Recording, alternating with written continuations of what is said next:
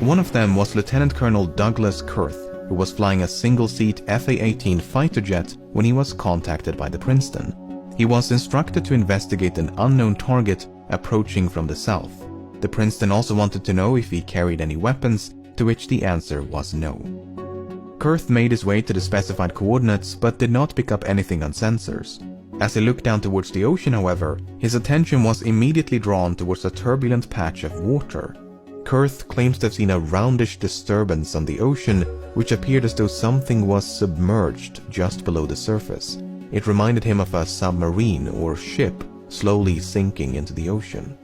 The Nimitz strike group did include a nuclear-powered submarine named the USS Louisville. The Louisville was in the vicinity when Kurth made his observations, so the churning may indeed have been caused by a submerging submarine.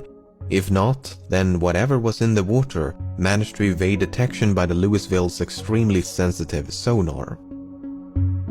Kurth was soon joined by a squadron of 2 tandem-seated F-18s, the lead aircraft of which was piloted by Commander David Fravor. Much like Kurth, Fravor claims to have seen a disturbance on the ocean, which he described as having a vaguely cross-like shape. He thought it resembled a downed airliner and described its size as much larger than a submarine. While Kurth eventually circled back for the Nimitz, Fravor and his wingman decided to get a closer look. As they began their descent, they noticed a white, capsule-shaped craft moving erratically above the disturbance. At first they thought it could be a helicopter, but there were no rotor blades. In fact, it was perfectly smooth. No markings, no exhaust, no protrusions of any kind. The UFO appeared to maintain a consistent altitude, but made rapid lateral movements with no visible means of propulsion.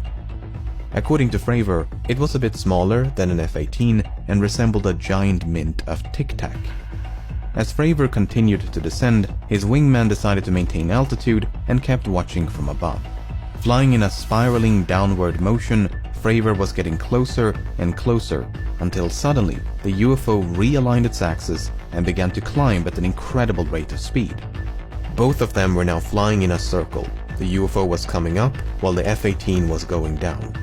In an effort to close the distance between them, Fravor made a final aggressive turn before the UFO rapidly accelerated up to hypersonic speed and disappeared in a matter of seconds.